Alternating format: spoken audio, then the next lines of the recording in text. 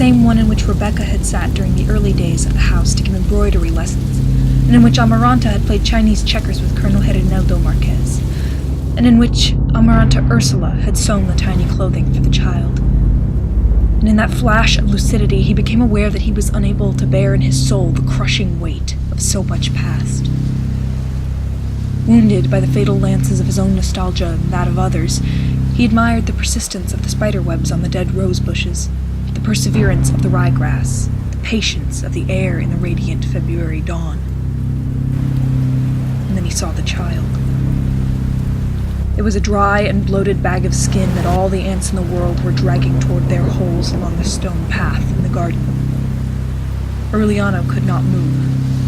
Not because he was paralyzed by horror, but because at that prodigious instant, Melquiades's final keys were revealed to him, and he saw the epigraph of the parchments perfectly placed in the order of man's time and space. The first of the line is tied to a tree, and the last is being eaten by the ants.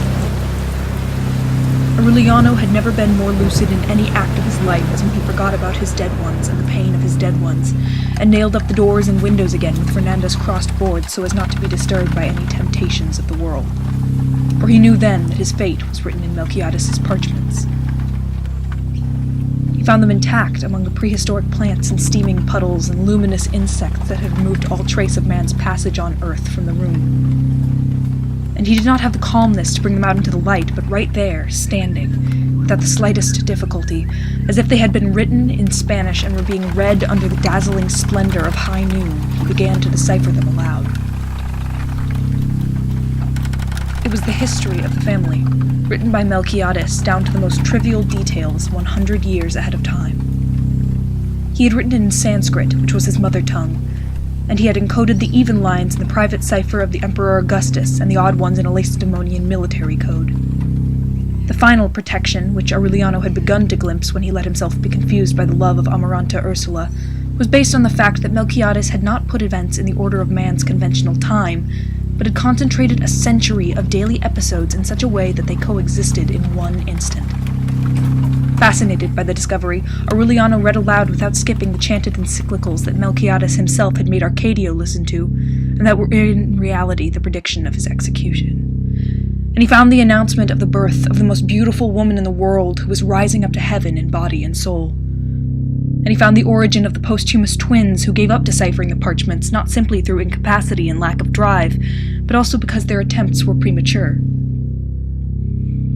At that point, impatient to know his own origin, Aureliano skipped ahead. Then the wind began, warm, insipid, full of voices from the past, the murmurs of ancient geraniums, sighs of disenchantment that preceded the most tenacious nostalgia.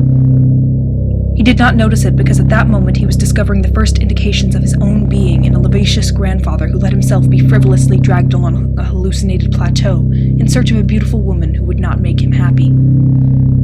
Aureliano recognized him. He pursued the hidden path of his descent, and he found the instant of his own conception among the scorpions and the yellow butterflies in a sunset bathroom where a mechanic satisfied his lust on a woman who was giving herself out of rebellion. He was so absorbed that he did not feel the second surge of wind either as its cyclonic strength tore the doors and windows off their hinges, pulled off the roof of the east wing, and uprooted the foundations.